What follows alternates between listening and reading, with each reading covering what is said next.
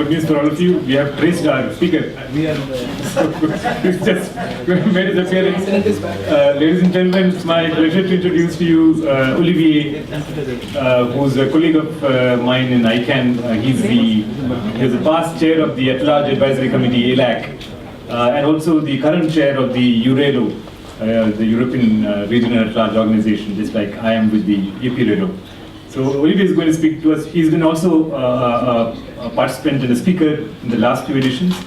It's our pleasure to have him again for the third edition, and he's going to speak about internet governance, history and principles, and of course other things also. He's a kind of textbook on the history of internet.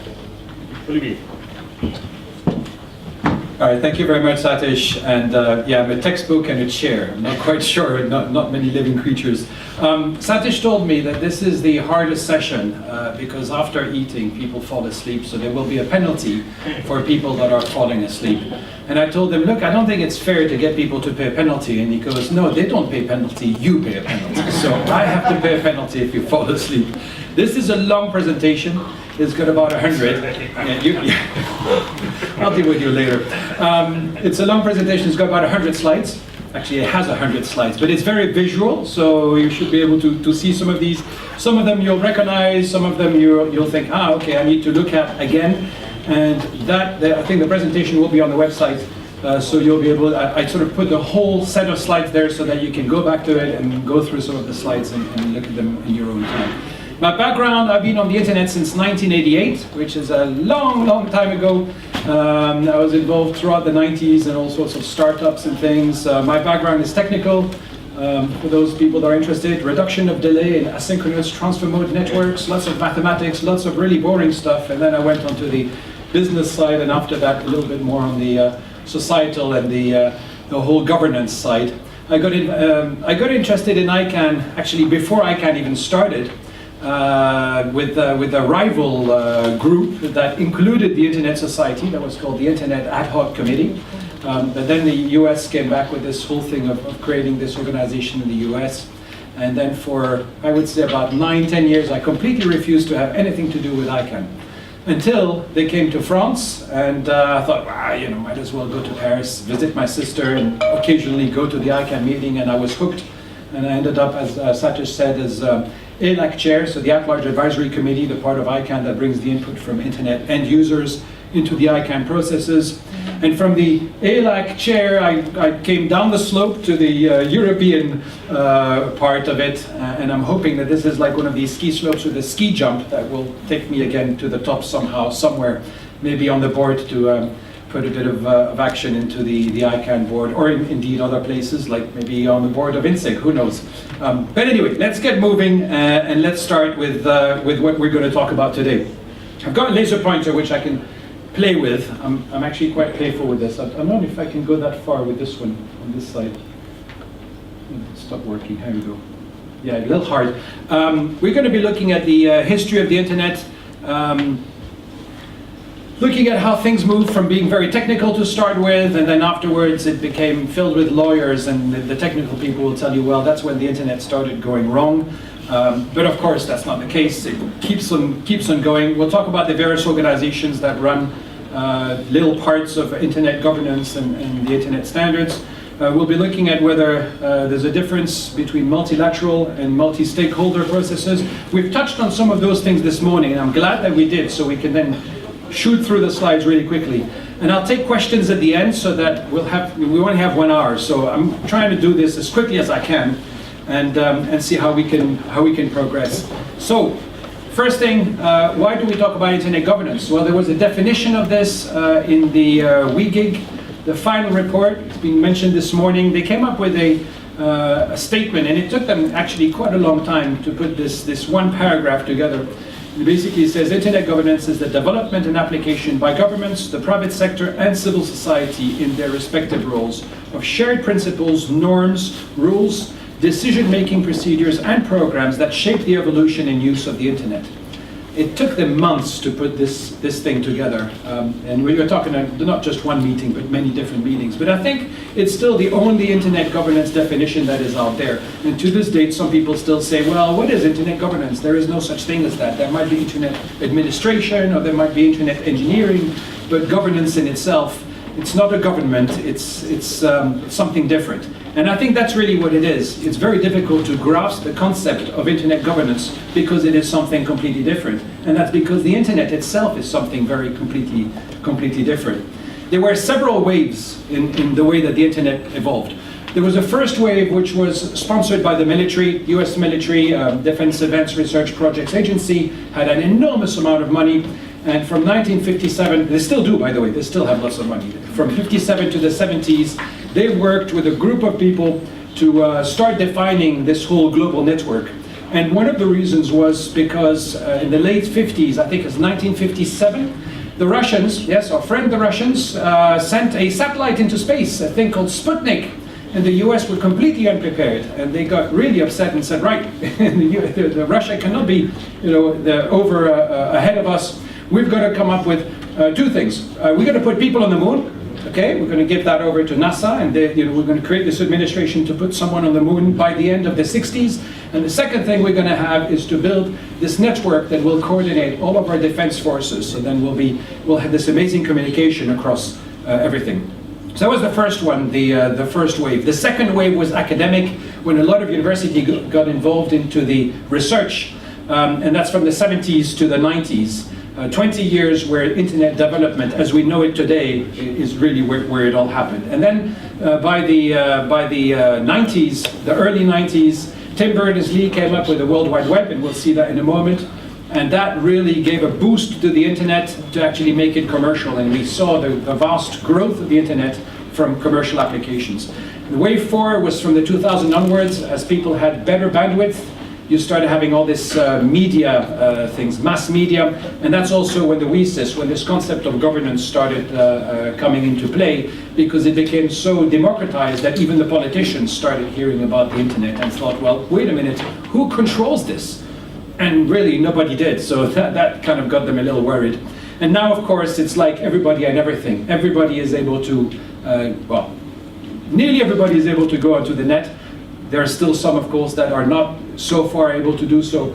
But if you are on the internet, you can also propose services. It's really, it goes all over the place. And it's all to do with apps and with 4G. And now we hear about 5G, where your car will self-drive itself and all these things. And it's kind of exciting, but kind of scary at the same time. And in fact, it was kind of scary at each one of those waves.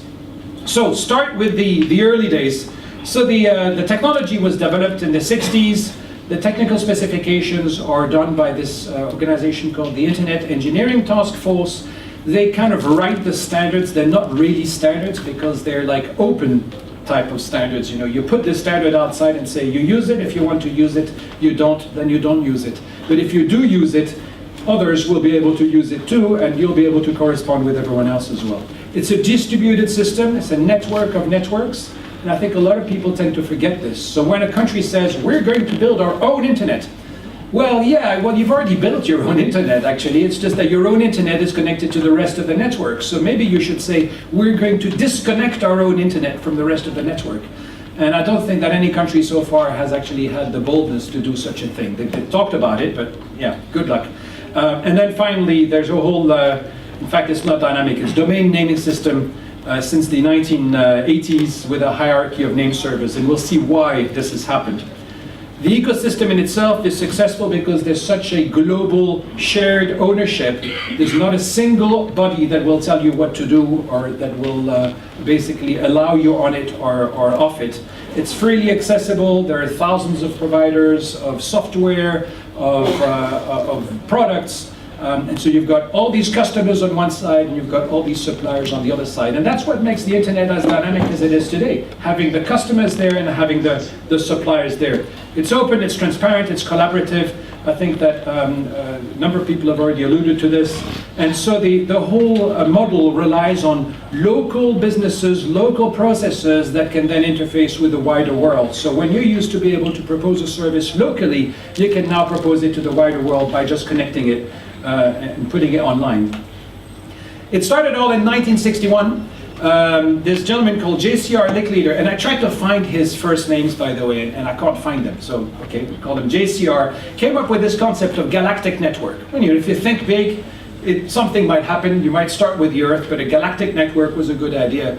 And Leonard Kleinrock, when I did my PhD, I had to read everything from Leonard Kleinrock. He came up with this concept of packet switching of data, which is effectively using analog data, so normal data and stuff, moving it over, making it digital, and then putting it into packets and routing these through a network in packets with an address in each one of the packets, etc., etc.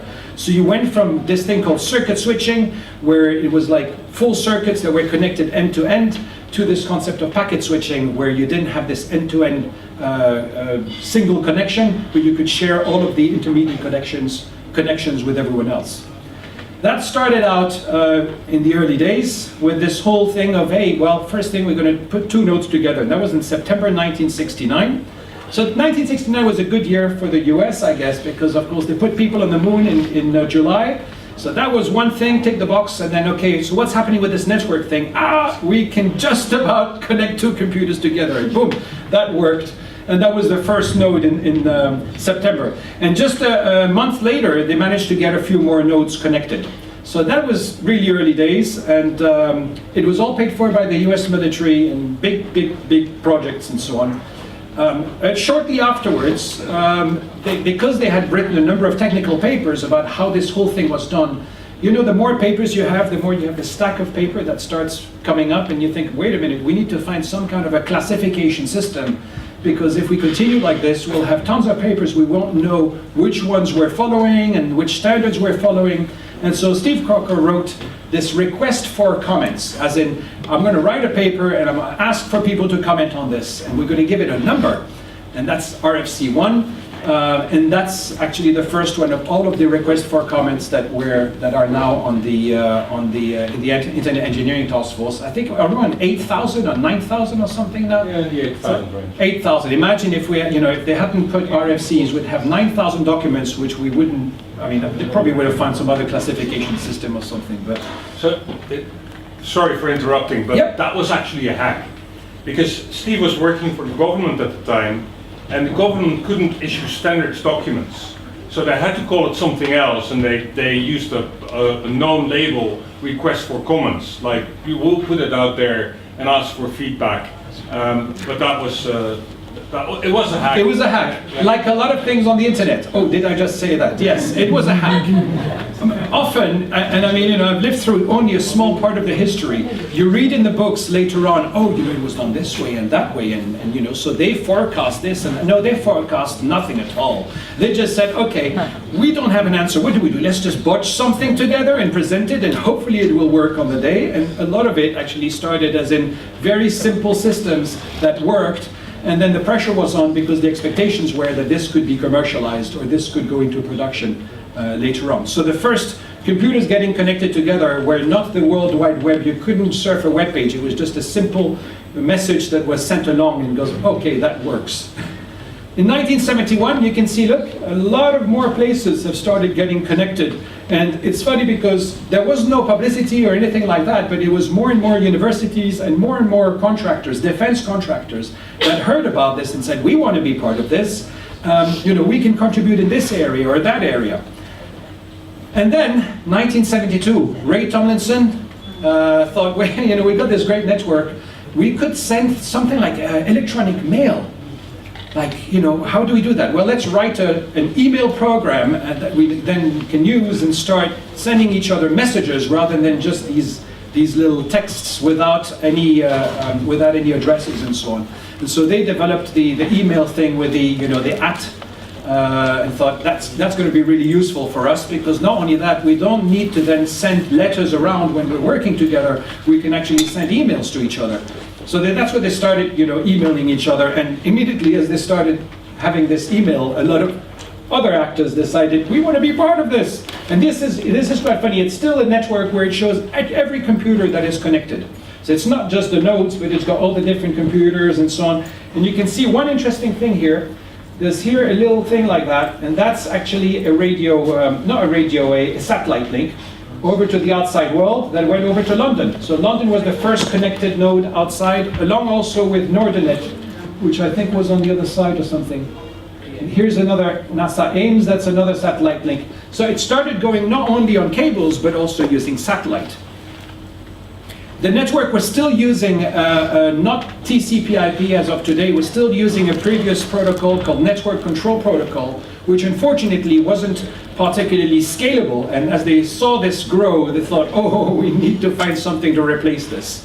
And this is where in 1974, TCP/IP using IPv4, which some of you might have heard of, which is what we still use today in most of the communications, was developed by Bob Kahn, who was working for both Beranek Newman, and Vint Cerf, who was at Stanford University at the time. You might have heard the names. These guys are known as the fathers of the internet. The fathers of TCP/IP, really, actually. So in 75, a lot more connections, and it continued like this, and it became more and more crazy and hectic. And suddenly you started seeing these networks being referred to as networks rather than just like nodes connected to each other. If you move on, you start finding the different networks really don't want to be interacting so much with each other, because that's the time when you started getting hackers. Yeah, they thought, hey, you know, that's a fun thing to do. Let's try and get into the military network. Let's try and hack the US government.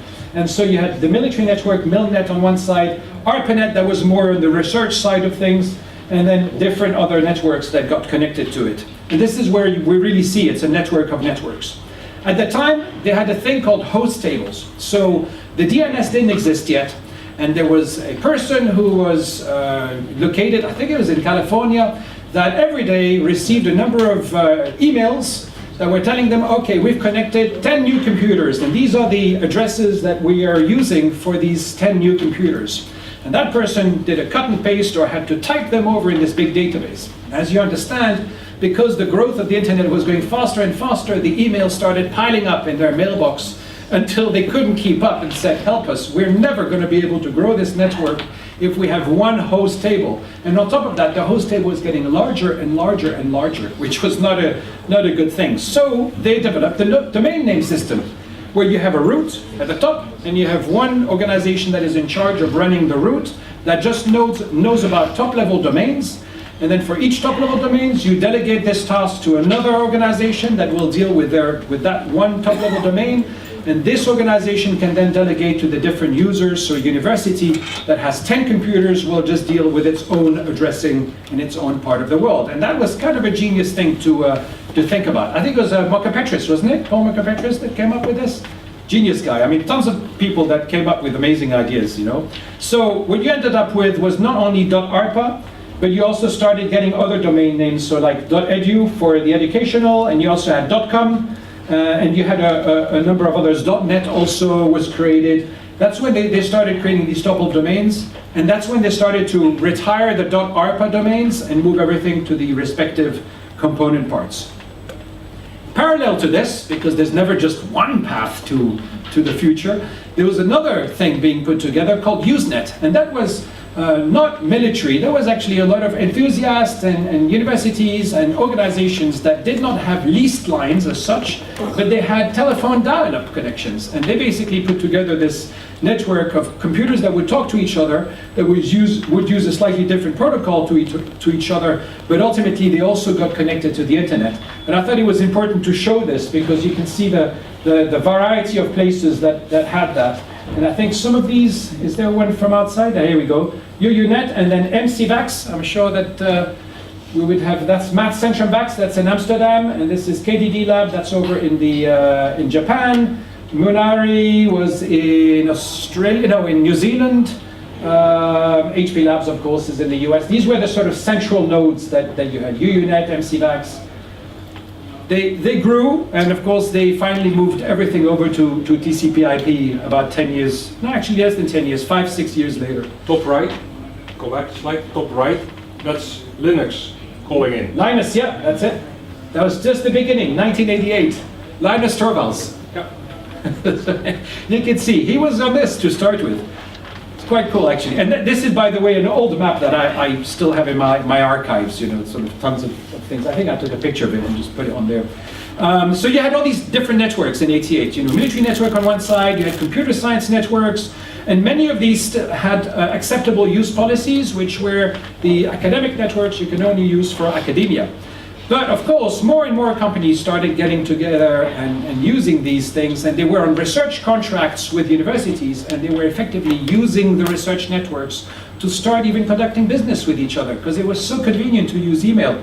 30,000 nodes, and that's certainly in '89, it was enough is enough. Enough is enough. I think it was in the US Parliament, the US Congress, some guys came up and said, wait a minute, we hear that the US government is paying for so many computers and for this network that is kind of communication systems for companies to talk to each other, and we even hear that foreigners are using this. I mean, is that really the case of the US taxpayer that is paying for the communication needs of these companies? No, we want something to change. And that's where they started breaking things apart. MCI started their commercial email service on the internet, and you had from 80,000 nodes, it doubled in a few months. And that's when you got the breakup. You had PSI, UUNet, ANS Core that are more commercial services that started operation. NSFNet was the National Science Foundation network that was now taking over all of the different research networks that were there. And the rest of the world started connecting via peering agreements, which is effectively, if you carry our network traffic, we carry your network traffic. And this is how you managed to suddenly grow the internet globally so quickly, because you didn't need one network to span everywhere. It was just like from network to network to network to network. That was a genius thing to think about as well. The services at the time, there was email, file transfer protocol, Gopher, WAIS, wide area internet server, Archie, Telnet. Most of these things you don't, well, email is still around, of course, but the other ones were all text-based, and there was no such thing as the World Wide Web yet. A Gopher system, and this is again a copy of some archives I had from back in the day. This is what a Gopher page used to look like. So you used to be able to use your arrows, you know, up and down and left and right to select what you wanted. It was okay. It was a good organization of how things were moving, and you know, being able to provide data outside in an easier way than file transfer protocol, but it still wasn't that great. Then you had, of course, computer internet exchanges that started up because the different commercial providers were talking to each other. But as you got more and more commercial providers, it became perhaps important to have one exchange point where they can all connect to the same place, and then they all can exchange traffic with each other, rather than having to have, you know, you have 5 other providers plus you. Instead of having 5 links to the other providers, you can have that one link to the exchange point. And this is where they started the first internet exchange point. And then 1992, this gentleman by Tim Berners-Lee, I'm sure you've all heard of him. This guy in CERN, the European Research Network for well, it's kind of nuclear research, and said, well, you know what, we've got so much data, so much information, and a lot of it is also text and is pictures, and this Gopher thing doesn't work for us. So he came up with this language called HTML, which you've all heard about. That was the sort of hypertext markup language, a standard thing where you could put up a page on the net that included text and other things as well, maybe video. At the time, it wasn't really sure, but maybe video as well, audio, all sorts of other things. And the PCs also, your computers started becoming more powerful. So at the time, I think it was Windows 2.11, which was terrible to use, and suddenly there was Windows 3, and like, wow, amazing, it doesn't crash every 10 minutes. And oh my goodness, look at that, I can even do something with it. Well, before you would run it and just play with it, and it wouldn't do much else. Those old-timers will smile and go, yeah, I remember those days, terrible. Yeah, you know, anybody who's complaining about Microsoft these days, you should have known what it was like back then. And then, of course, the University of Illinois Urbana-Champaign released NCSA Mosaic, which was a web browser that was free of charge. This is just like a PhD project or a group project. Use it, and you can access any web pages that you want around the world. And this is some of the first web pages that were around. So that's another one of my archives, the first IBM web page. They were so proud. IBM was on the web finally, and this is their first one that they had with Lou Gutzner, chairman of IBM, or World Wide Web Server. I don't think they had an idea that things were going to be so big, but at least they gave a really good demonstration of what could be done. And it was good, I think, that IBM did that, because I remember speaking back then, trying to set up some internet service providers, new internet service providers, and the majority of the world, and including the big telcos, were saying, this is just for hobbyists, this is not something, I mean, the big companies are not on that. IBM, there you go, big company. Oh, but it's technical. But also, look at that, 1994, Natural History Museum, which was just around the corner from Imperial College. It might have been something to do with the fact they were just around the corner from Imperial College. I was in Imperial at the time, so that's why. They came up with their web pages, and you know, it was really amazing to see a museum would go on the web. Why would a museum do that? And then there was also research in the medical field. And it became really obvious that this stuff was going to be big, as far back as in those days. Now you might think... So you were just, sorry, personal story here. This is the time that I actually also became interested in web technologies. I was studying astronomy at the time, and we had a Gopher system, and NCSA came out, and I ported all that information from Gopher to our web pages and set that up. And a year or so after that, a colleague passed by my office. I was a PhD student at the time, and he asked, "Olaf, you're pretty good at making these web pages. Shall we start a company?" At which time I laughed in his face and said, "No, this will never go beyond academic library." There you go. Yeah. At that time also, I was asked to join a web company. I was doing my PhD at the time, and I was struggling because I was spending too much time on the net already. And I was basically asked, "Do you want to join us? We're building this web design company." And I said, "Well, you know, what, a company that makes web pages? Why? Why?" They said, no, we want to. I said, "Okay, look, I can do your business plan," and you know, I was a poor student at the time. "I can do your business plan, and you give me like, I don't know, how much should I ask? Like £3,000. I'll do the full business plan and the 5-year prospect and all this stuff." To cut a long story short, that was 1994. I think in 97 or 98, they sold the company to Maersk Data for £60 million. I got paid 3,000. They sold for 60 million, which was really like crazy. But you know, there were those people. They had a really hard time building the company, but that's how it went. And it's a tough one. Anyway, so that's how the internet timeline went. Now everybody thinks the world started when Google started. Actually, no. The world started way before Google. So you can see the browser Netscape. And I've got another story actually on that, because I had all my information on Gopher. And this guy from the computer center, who was one of the students I was helping out with the help desk, he used to take a shower about once a month, and he had hair that were this long, and he always had like shirts that were with holes and stuff, a total hippie. And the guy turns to me and goes, Olivier, you need to try the World Wide Web, it's amazing. And every 2 weeks he came up with something like, "It's amazing." I was like, yeah, whatever. And it took quite a number of attempts from him to get me to port the information to the World Wide Web, but it's really amazing. Every now and then there is one of those things that becomes absolutely huge. So if you've heard a lot of stupid stories and stupid ideas that have come to you, think again, consider every stupid idea as being a potentially good idea, because you never know, you might eat your paper a few years later. So Netscape came up, so that became sort of the first commercial web browser, and it was actually the team from NCSA Mosaic that decided, let's become commercial, let's build a browser. Web crawler was the first web crawling robots that would go from page to page and start indexing those pages. And in '95, Yahoo started something slightly different, where they had a team of students, lots of people, manually indexing web pages. So they didn't realize that it was going to grow so quickly. They thought, let's do it manually. The advantage of Yahoo was that the web pages were actually of better quality, while web crawler, you would do your search and you'd end up with any type of web pages not sorted in any way, and often not pertinent at all to your search results. Microsoft Internet Explorer was released in '95.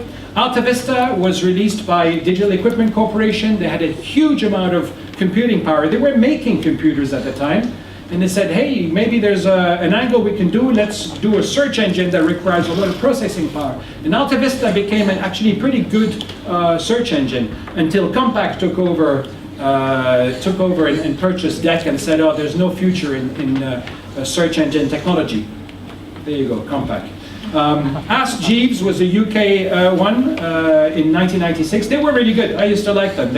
Jeeves is this character from P.G. Wodehouse. It's the butler in Jeeves and Wooster. And so Jeeves, hello, a splendid day today. And so this is their view of the search engine. And it worked well, actually, until they got purchased over. I can't remember by who, but they got purchased by one of the bigger people. And in '98, Google came up, and the big advantage of Google was that when you were doing a search, you would actually find what you were looking for. So they spent so much time on actually developing the algorithms that would find exactly what you want, rather than just giving you 20,000 results, and the results you want is after 1,500 and a number of page click-throughs. In 2005, it's good to notice that video sharing was really democratized with YouTube becoming really large. At the same time, the network was evolving really quickly. And this is, again, during the 90s, I ran a website that was working with the Network Startup Resource Center. And we used to track the internet connectivity across the world. And so in a snapshot in November 93, what you see in green is UUCP, dial-up, just computers talking to each other with UUNet. What you see in this terrible color, but you have to remember, not everyone had color monitors back then, so we needed something that looked very different, was full internet connectivity. And India was already had full internet connectivity, just about. It was ERNET was the first network that was implemented, and just before that, I think a few months before this, there was one UUCP node called Shakti.ernet.in. It was the first central point.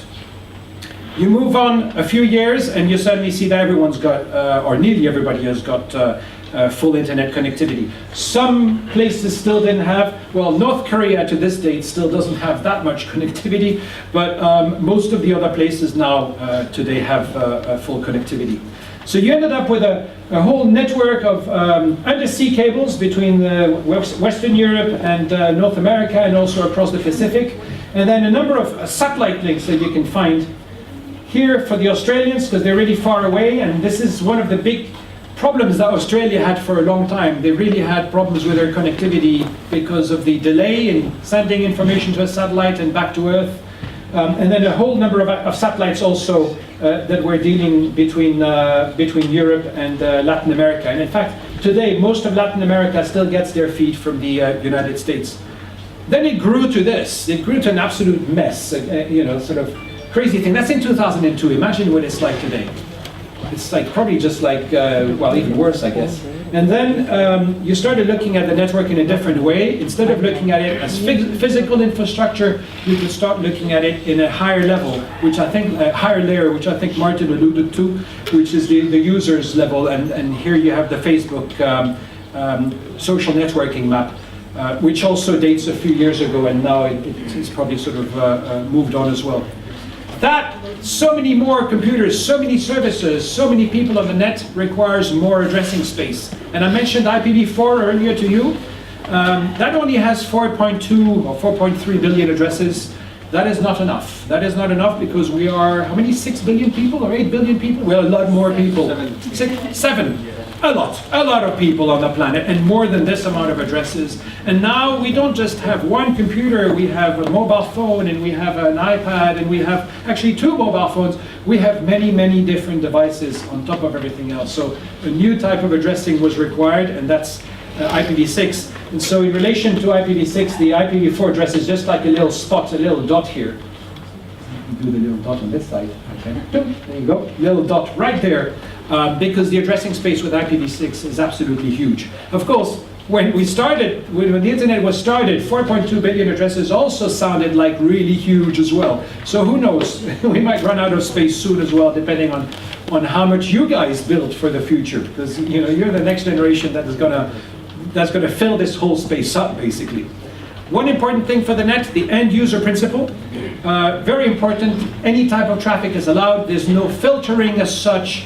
And that's really a champion for innovation. You come up with a new idea, you come up with a new app, a new service, you can plug it into the internet and you can offer it to everyone, and everyone can access it. Of course, it's not the case everywhere in the world now. There are more and more countries that introduce stronger filtering, But as far as these, the basic core of the internet is concerned, you know, a small startup company can become very successful very quickly, or be purchased by one of the big people out there. You've got tons of business models, the likes of Google, the Amazons. When Amazon started, I looked at their business model, and they used to basically offer free shipping. So you buy a book and you get free shipping. And of course, back then they were in the States, so you would buy a book and it would be shipped from the US to wherever you were, free of charge. And often the shipping probably cost more than the book itself. And I said, well, this is crazy. You know, you're gonna sell $10 bills for $5. Of course, everybody's gonna buy them. But you know, ultimately, of course, their model evolved, and they just started at a loss, but they managed to get such a huge customer base, and the whole thing of having these reviews of other people's purchases and suggestions of what your friends have purchased. This whole thing made Amazon very different from the previous attempts, because there were previous attempts as well for selling books and things on the net. Skype, one of the biggest apps out there that was developed outside the United States. It started out in Estonia, which at the time was one of the poorest countries in Europe, Estonia. It was quite unbelievable. They had just come out from the times of you know, being behind the Iron Curtain, and so they developed really quickly. And then YouTube and open source software also really important. And I think Satish will, I can see we mentioned open source, and yes, that really is one of the big things, big factors for the growth. And then of course you had all these Facebook, Google Plus, Instagram, and I've just learned this morning that Google is going to kill Google Plus in a few months' time, which is really terrible for some people, because they built a whole network of people and they built pages and so on, and now Google is going out of the way. Obviously not making enough money, and maybe that's one of the problems that we now face in the future, that the big people, the big organizations, big suppliers out there will only focus on the high net value, and might start dropping services that millions and millions of people use. But it's another PowerPoint presentation of 10,000 slides for this one. The internet is changing the business world, as you know. Just a quick example, this was all to do with the music sales back in the day. So it started with 8-track, and then, what was that? There you go. Cassette tapes, and then LPs. So this was the vinyl things, vinyl records. Cassette singles, my God. Cassette singles, yeah, exactly. Not really that much. But here you can see, back in those days, and I mean, we're looking at what year here? 78. 78 was the largest amount of vinyl records being sold. And then they came up, and this is when you have what's underneath here, the CD. The CD started taking over, and then that replaced completely the vinyl record. And then the CD sales started falling down, because you started having all these downloads and all the mobile and all these things. And today the CD is nearly dead. So much of the music and stuff is downloaded. And it's the same thing for a lot of things. You know, in 2011, Boston Consulting Group did quite a good study that looked at how much the internet economy was worth. That was in the UK, and it was worth an enormous amount of money. It was growing at a very fast pace.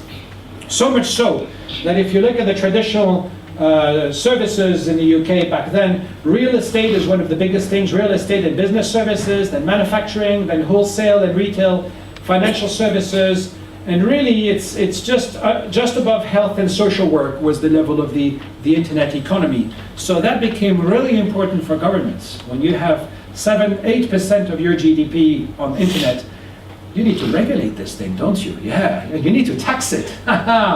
That's other things that governments do. Now, of course, they also got worried about political things.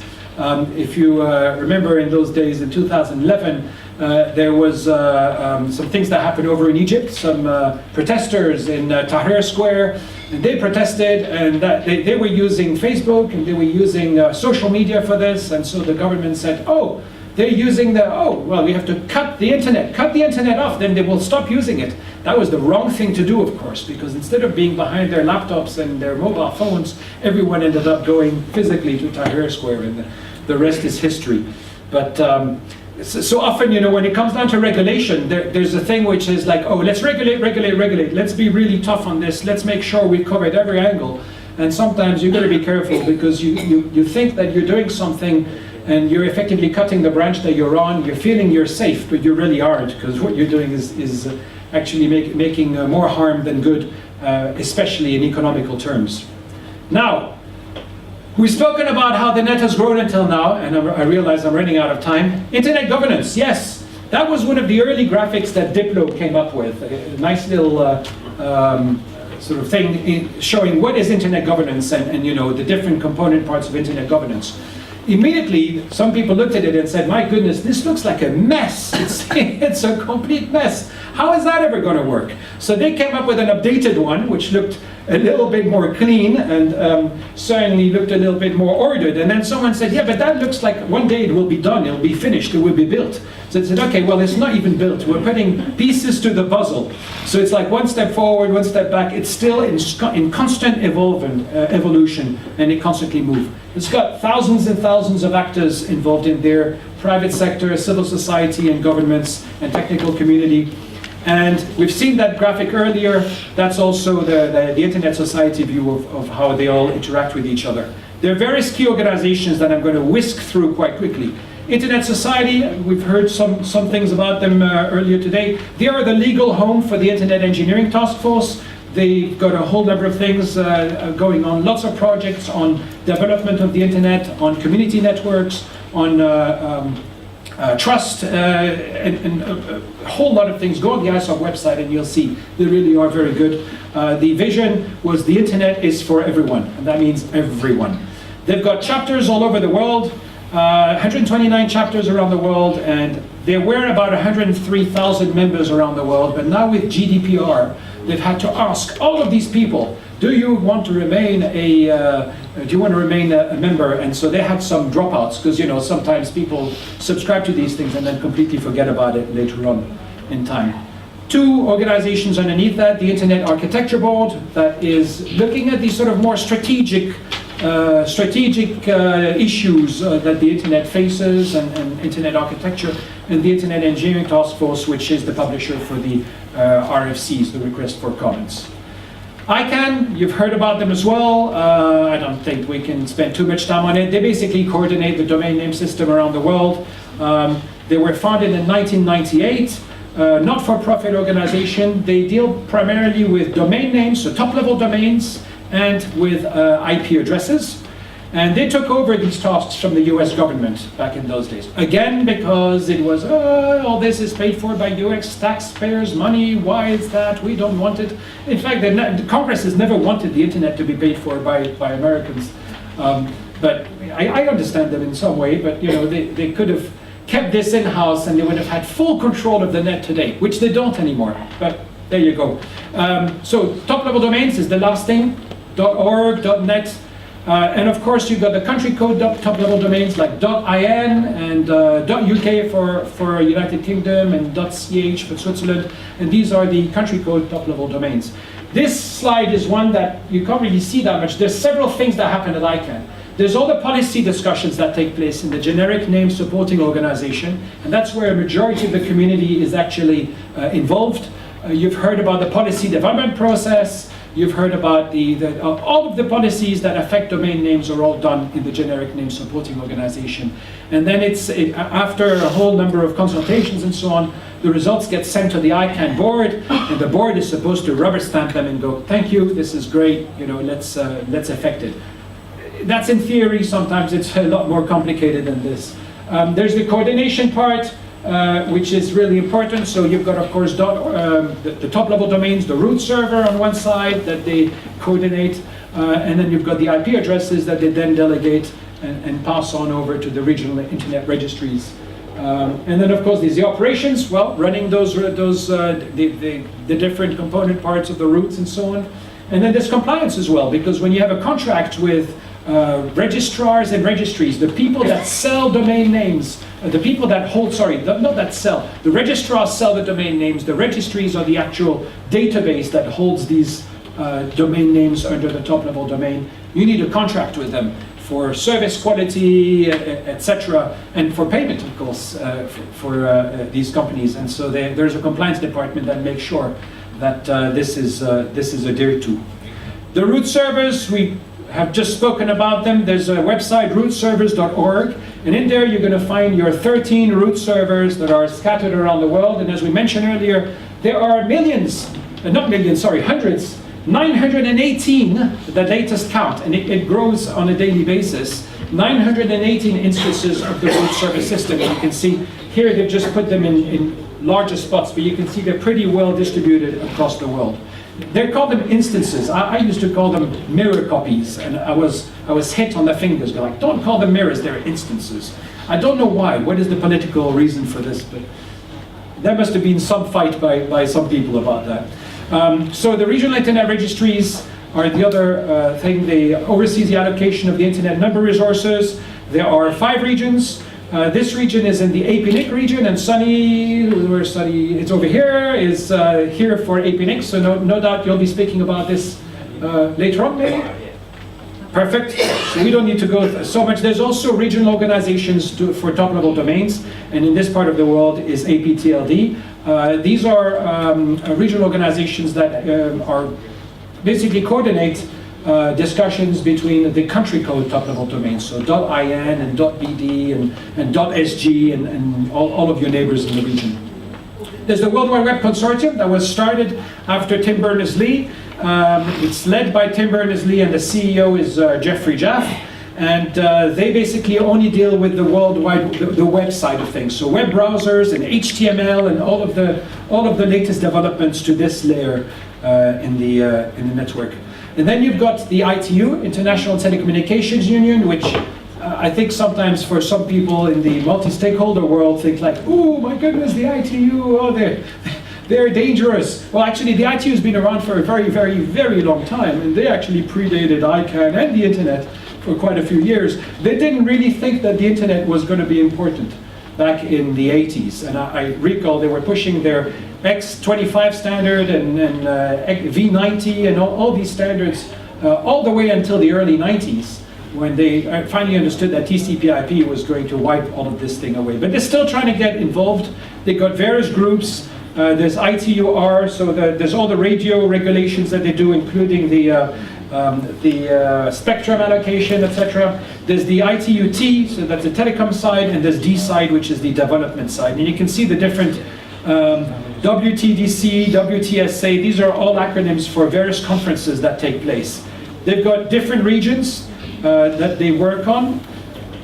And in 1988, the ITR, so we spoke about WCIT, the World Conference on International Telecommunications, that took place in 2012. That was a thing to rediscuss the 1988 treaty to establish general principles of telecommunication regulation across all countries across the world. Of course, in 1988, the internet was not even on the radar. So in 2012, they said, we're going to put this on the radar. And so we'll swift through this because these are also more minor conferences of the ITU. There is the Plenipotentiary Conference, which is the one that's coming up now. 10 minutes more, yes, excellent. Okay, I'll finish. I'm there. There's the Plenipotentiary. The next one is in Dubai. The previous one was in Busan. Next one is starting in a week's time, I think week and a half's time. It will be 3 weeks in length, and there will be a lot of discussions, including several suggestions about the internet, several proposals from member countries about the internet, about regulation of the internet, about taking over things from maybe ICANN or number allocation around the world. I think there might be some things that the regional internet registries might be interested to read about, because there's always been a push saying, well, you know, the world has to have a different way to govern this network of network. We will be there for 3 weeks. You'll be there, yeah? You'll have your fun time in Dubai. Imagine sitting in a room from about 9, 10 o'clock in the morning until 11 o'clock at night, and then if there's no consensus, they just say, well, we'll go on until we find consensus. And at 2 in the morning, everybody's thinking, I just want to go home. And of course, and missing the IGF on top of that, which is really terrible. So we got the IGF, we'll speak about this in a moment. There's a whole lot of other UN things that take place. There's also the WSIS plus 10, World Summit on Information Systems. There was a review that took place 10 years after the Tunis Agenda, which was when they had defined that definition of internet governance. And then now we go into more internet governance, and we go into the IGF. Here we go. So the IGF is the Internet Governance Forum, as you know. It is a multi-stakeholder platform where there's a lot of discussions taking place. It's not a place where you make decisions. It's actually one of the early places where you can throw a seed and people discuss these issues, and then afterwards it gets picked up by other organizations. The one this year is in November at UNESCO headquarters in Paris, and it will bring a lot of people. And it just doesn't talk only about internet governance in itself, but a lot of other aspects these days, human rights, and various different places and so on. There's a whole network of national and regional internet governance fora out there. And I just got this slide from Anya Gengo, who's with the IGF Secretariat. You can see that it's kind of nicely spread across. So the blue spots are the national IGFs. The red dots are the sub-regional or regional IGFs, and the green squares are youth IGFs. And I understand that this thing is out of date since there was a youth IGF here yesterday. And Anya, of course, did not forecast this, so it's missing from India, which is terrible. So just have to add one more green square on there. Multilateral versus multi-stakeholder. There are two schools of thoughts out there. There's those that think that things can only run in a multilateral way, so governments will talk to governments, and companies will talk to companies, and civil society to civil society, but ultimately governments have to effectively have the final say on these things because it's become so strategically important. The whole notion of critical networks is always brought forward, saying now the internet has become critical, it needs governments to run it, rather than have this thing in a free-moving way. When you've got a multi-stakeholder system, you need a consultation between all of the different actors, and you need to find consensus, which sometimes is a little difficult. Problem with multilateral is that there's no cross-community discussion, so the decisions might be taken at the top level, but then nobody likes the decisions and nobody follows them, and it's just one of these things where sometimes the decision is completely wrong because not all the component parties have had the chance to actually say how that will affect them. The multi-stakeholder model is better. In my view, maybe not in your view, you'll have to make up your mind, but consensus. I've seen so many things that started out as a total disaster, and I thought this was never going to yield any results. And finally, you find out after a few months, maybe even more than a year of discussions, a solution is found, and the great thing is because everyone's taking part into building the solution together, everyone actually agrees and decides, okay, let's move forward with it and adopts it. So, why is it important for internet end users? Because you can play your part in those multi-stakeholder discussions. The very reason you're here is because you are in industries and in your daily job, or even not in your daily job, but you're interested in these issues, and you're interested in getting involved. And this is really a call for you to get involved because there's so many issues out there. You need so many experts on these issues. The battle between the two systems, multi-stakeholder and multilateral, took place in the World Conference on International Telecommunications. The last one was in Dubai. They're scared. I mean, okay, they're not scared, but I don't think there's been any consensus yet on having the next one. The ITU is still toying with the idea, shall we have one next, but at the moment it all is just through plenipotentiary ones. There's a calendar of key global events. I've got the one from 2016 because nobody has felt the strength to do one for 2018 in the same level.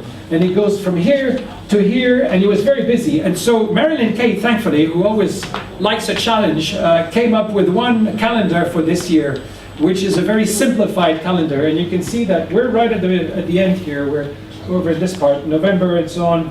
And you've got ICANN 63 that's just about to start. You've got the ITU plenipotentiary. You've got the UN General Assembly that's in movement at the moment, because the UN General Assembly is also dealing with internet governance. inSIG is missing. There's so many different. And so there's just so much going on. This is a very simplified thing. But if you were to go to each one of those meetings around the world, first you would need a huge bank account because it's going to cost a lot. And secondly, I don't think you'll last more than a year because it's just like one thing after another. And unfortunately, often the discussions are repeated in parallel in those different conferences and they don't talk to each other. The interesting one is here, the last one. There was an Internet Governance Conference, which is in China. So China was a bit critical about some of the other processes and said we want our own internet conference, And it's also multi-stakeholder, but the government will decide at the end what to do. But it's multi-stakeholder, everyone is invited. So don't be afraid of change. I think that's something I've always told everyone, you know, things are changing, and don't think that it was better in the old days. I meet so many old-timers, older than me, so they were like the age that I am now, they were back then in 25 years ago, and they're like, the internet is rubbish now, it's all gone down, it's really terrible. It was so much better back in the day, and of course that's totally false. Nothing was better back in the day. Things always advance, and there's always more, and it's always more and more exciting, so it's just different. And if you can't adapt to it, then, you know, maybe it's time to retire, I don't know. And then what needs to be done? Don't miss it, you know, don't miss that train. You got to get on it, you got to push. Don't care about what your colleagues or whatever are saying and saying, oh, you're going to do a startup. Oh, why? I mean, you could work for a big company and make the same amount of money. Well, maybe not, maybe not. Maybe you could make a lot more. Maybe you could end up buying that big company, who knows? But you always have to think in that pioneering way, in that positive way. And that's it. I think I've just filled the thing, but hopefully I can answer a few questions.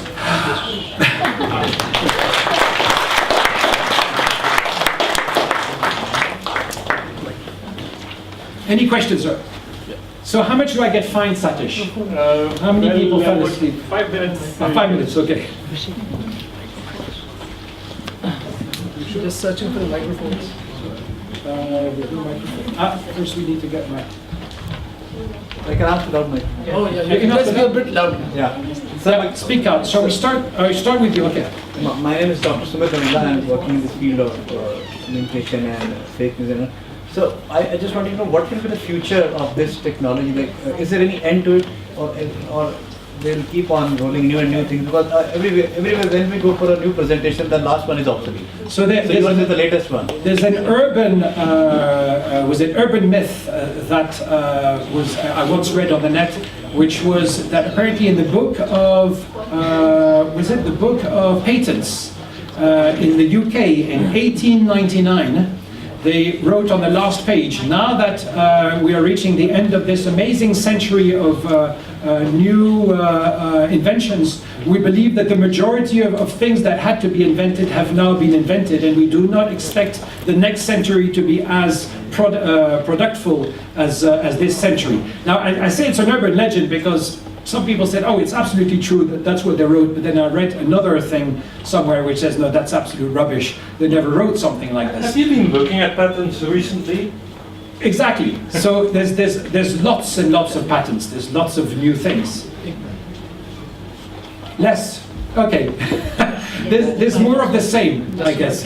But yeah, I think it's going to continue at a really fast rate. And especially since nowadays you just have so many more minds on the job. Before it was just a small group of people that was working on it. Now there's such a vast array of people. If you look at 5G and you look at the services that can be opened up with 5G, where you have such a small latency between your device and the network, you're talking like 1 or 2 milliseconds.